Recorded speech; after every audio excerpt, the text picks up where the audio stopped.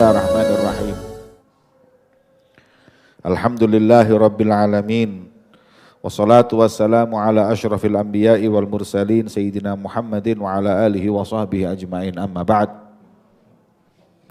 Alhamdulillah, malam ini kita telah masuk malam yang paling mulia, yaitu malam bulan Ramadan, di mana dalam suatu hadis yang sahih, dalam riwayat mengatakan hasan, bahwa sesungguhnya dari keistimewaan yang Allah berikan untuk Nabi Muhammad dan tidak diberikan kepada Nabi manapun di bulan Ramadan 5 hal. Yang pertama, amma wahidah, apabila datang malam pertama dari bulan Ramadan, nadharallahu ilaihim, maka Allah akan memandang dengan pandangan rahmatnya kepada umat. Fa idza nadhara ilaihi lam yu'adzibhu abada. Dan barang siapa yang malam ini dipandang oleh Allah dengan pandangan rahmatnya, niscaya tak akan diazab, tak akan disiksa selama-lamanya. Semoga Allah memandang kita dengan pandangan rahmatnya. Amin ya rabbal alamin. Dan daripada yang disunahkan di malam pertama dari bulan Ramadan adalah Ihya'ul Lail, menghidupkan malam ini dengan ibadah. Ulama membagi ibadah di tengah malam ini menjadi 3 macam. Yang pertama, wahwal akmal, an yuhyil lail kullah bil ibadah. Mulai maghrib tadi sampai subuh ibadah. Ibadah, ngaji Quran, zikir, wirid, semuanya. Ini yang paling mulia. Adapun martabat yang kedua adalah an yuhyi mu'dhamul lail bil ibadah. Kalau malam ini ada 10 jam, maka kita buat ibadah 5 jam ke atas.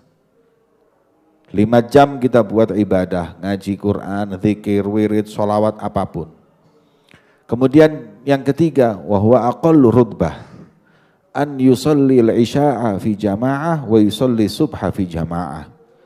Minimal salat isya kita berjamaah dan salat subuh kita berjamaah, ini paling minim menghidupkan malam dengan ibadah.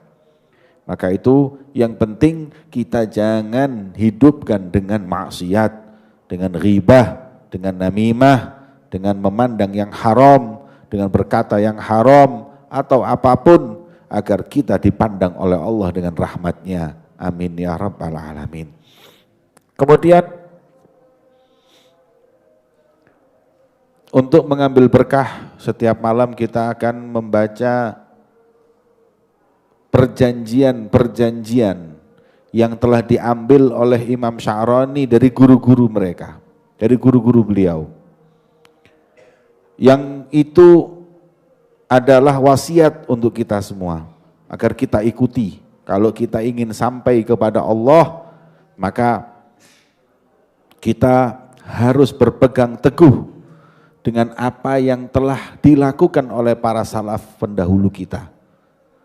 Mereka bisa sampai, maka kita pun juga bisa sampai. Mereka sampai, kita juga akan sampai selama kita jalan di jalan mereka. Ya, sebagaimana ulama mengatakan, ya, orang kalau jalan di jalan para pendahulu, maka dia akan sampai sebagaimana mereka sampai, as-sagi bagi. Karena yang mengangkat mereka, zatnya sampai detik ini masih ada dan masih dermawan. Tidak berkurang sama sekali kedermawanannya. Hanya orang-orang yang rendah pemahamannya, orang-orang yang rendah himmahnya, yang menganggap bahwa itu dulu zaman salaf, kalau sekarang nggak bisa. Hah? Emang zaman salaf Allahnya sama zaman sekarang ini beda? Sama. Yang memberi mereka sampai sekarang masih memberi, yang mengangkat mereka sampai sekarang masih mengangkat, dan kedermawanannya nggak berkurang sama sekali. Maka daripada itu, pokoknya kita mansar ala darbil wasol. Kalau kita jalan, kata Mutanabbi, di jalannya mereka kita akan sampai. Maka itu kita mesti tahu apa yang mereka lakukan agar kita sampai sebagaimana mereka sampai.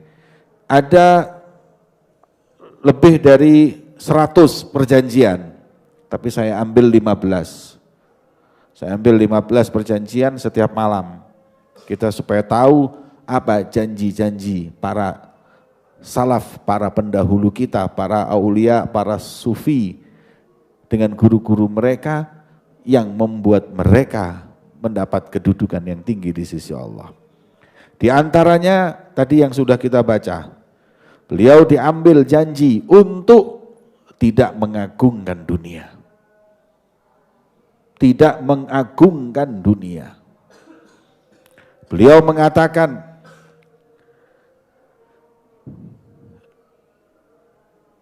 jangan sekali-kali kita mengagungkan dunia. Dan jangan kita pandang dunia dengan pemandangan keagungan. Tapi harusnya kita memandang dunia ini dengan pandangan menyepelekan, hina. Dan ini adalah apa yang dilakukan oleh Allah Subhanahu wa ta'ala. Sebagaimana dalam riwayat disebut bahwa Allah sendiri yang menciptakan dunia, semenjak menciptakannya sampai detik ini tidak pernah memandang dengan pandangan ridho. Mandang tapi pandangan iradah. Karena semua yang ngurus yang ada di dunia ini Allah. Pandangan ridho enggak pernah. Maka dalam hadis sahih yang kalian hafal, dunia itu tidak sedikit pun punya posisi di sisi Allah, walaupun seringan sayap nyamuk. Kalau punya posisi seringan sayap nyamuk saja, yang namanya orang kafir, yang tidak menyembah Allah, yang ingkar kepada Allah, tidak akan diberi satu teguk air minum. Tapi karena dunia nggak ada nilainya, hatta yang kafir dikasih, hatta yang mencaci maki Allah dikasih. Sama Allah enggak dicegah untuk mengambil rizki dari dunia ini. Kenapa? Karena dunia ini tidak ada nilainya di sisi Allah Subhanahu wa ta'ala. Maka itu, apa nilai dunia yang di sisi Allah hanya lebih rendah dari sayap nyamuk? Lah yang lucu, sayap nyamuk ini sudah enggak ada nilainya, dibagi untuk semua orang yang ada di dunia ini. Dari rajanya, dari pedagangnya, dari pasarnya, dari semuanya ini sayap nyamuk yang enggak sampai sayap nyamuk yang dibagikan tersebut, enggak ada nilainya. Ya kalau sayap nyamuk terus dimiliki satu orang itu mesti mending. Ini sudah sayap nyamuk dibagi sak dunia. Maka barang siapa yang faham akan hal ini, tidak akan memuji ahlullah kalau mereka zuhud di dunia. Kalau kalian lihat orang zuhud di dunia, ada orang gak senang sama dunia, gak usah heran. Kenapa? Loh yang senang sama sayap nyamuk itu siapa? Tidak mengherankan. Justru yang mengherankan kalau ada orang tergila-gila sayap nyamuk, ini gak waras. Kalau kalian lihat ada orang cinta dunia, ini mesti normal apa enggak orang ini? Kalau ada orang yang enggak cinta dunia, nah ini baru, ini normal. Dan kalau ada orang yang enggak senang dengan dunia, ya biasa aja. Lo ngapain mau senang sama dunia yang enggak ada nilainya, walaupun sekecil sayap nyamuk. Kemudian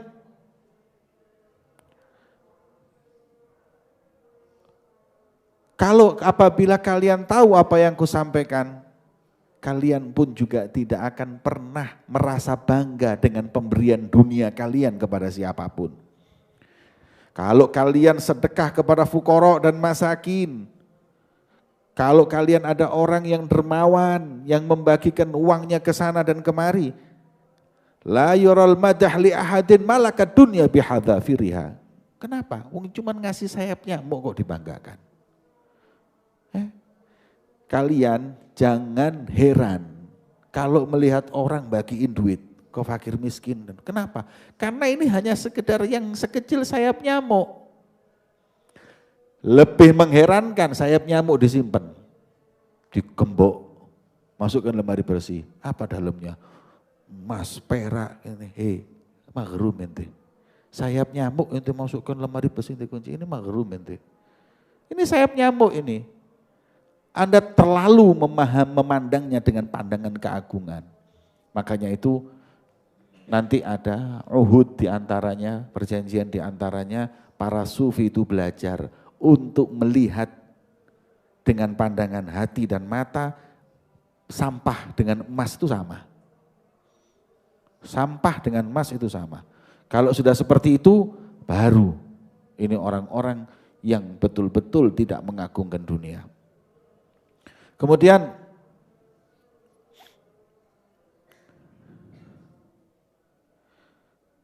li'annahu qad a'ta agal min janaha ba'udah. Seberapa banyak pun yang dia sedekahkan, tetap yang dia berikan atau yang dia bagikan lebih kecil dari sayap nyamuk. Fa kullu man madaha man u'tiya dzalik faqad abdhamad dunya. Barang siapa yang memuji orang yang membagi sayap nyamuk, berarti orang yang mengagungkan dunia. Karena ini dunia itu hina. Ya. Dan jangan sekali-kali memuji seseorang yang memberikan sayap nyamuk ini kepada orang yang lain. Kama la yastahiqul madah, seperti tidak pantasnya dipuji kalau ada orang itu membagi kotoran ba'roh, kotorannya onta di suatu majelis. Ya. Ente hadir majelis gini, tadi kan dikasih susu, ini enggak, dikasih kotoran onta satu-satu. Ente bertamdah, mau dipuji, enggak, ya sudah. Ya, seperti itu. Ya. Maknanya yang harus difahami. Ketika kalian melihat atau kalian diberi oleh seseorang uang dan harta, jangan berlebihan dalam mengagungkan, memuji orang tersebut. Karena enggak lain dan enggak bukan apa yang dia berikan hanya sayap nyamuk. Bahkan kurang dari sayap nyamuk. Kemudian beliau mengingatkan kepada kita, enggak mungkin orang bisa sampai ke hadratul ilahiyah. Enggak mungkin orang bisa sampai wusul kepada Allah kalau masih ada di dalam hatinya ta'zim dan keagungan kepada sayap nyamuk.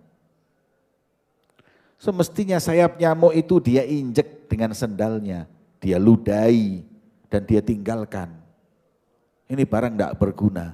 Kalau masih ada pengagungan kepada sesuatu yang rendah, dia enggak akan sampai kepada Allah Subhanahu wa taala. Maka itu orang tersebut akan mahjub dari hadrati Rabbih. Kemudian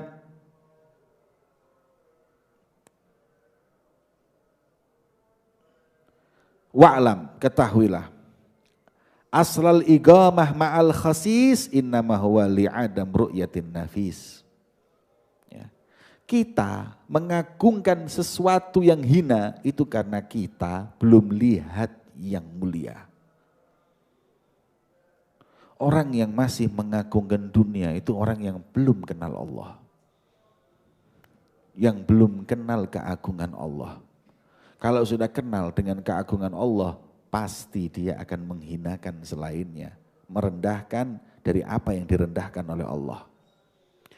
Tapi karena enggak kenal Allah, sesuatu yang hina diagungkan. Ya, ente kalau enggak ada mobil kecuali bajai, ente akan puji-puji bajai itu. Bajai itu istimewa. Karena ente belum kenal Mercy. Ente puji Mercy. Ente puji bajai. Karena yang kau tahu hanya bajai. Tapi ketika tahu Mercy, waduh gak ada apa-apanya. Wahakadha dunia. Kau belum kenal an-nafis tentang keagungannya Allah.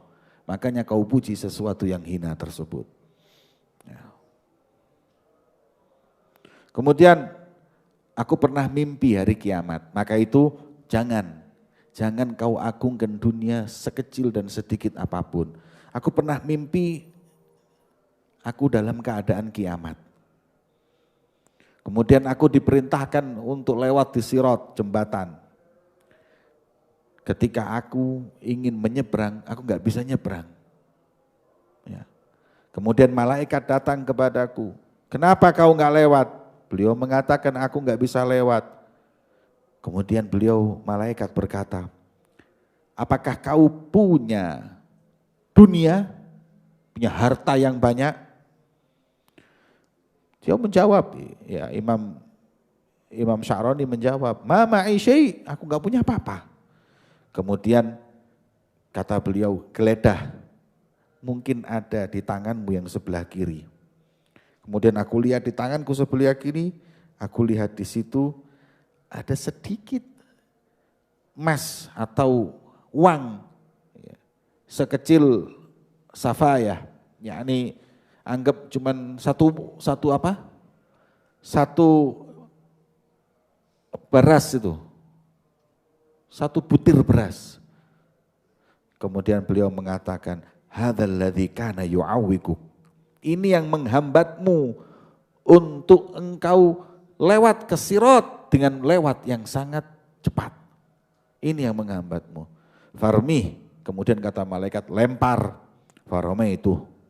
Setelah aku lempar, sa'atu bisuhulah. Kemudian aku berjalan dengan mudah. Alhamdulillahirabbil alamin. Makna dari mimpi tersebut, kalau masih ada dunia yang kau agungkan sekecil itu pun sulit untuk melewat dalam sirat, tinggalkan semua. Ya. Buang keagungan dalam hati ini kepada dunia, niscaya kau akan menjadi mulia. Semoga Allah Subhanahu wa taala memuliakan kita di dunia wal akhirah. Wassallallahu ala sayyidina Muhammad wa ala alihi wasallam. Walhamdulillahirabbil alamin.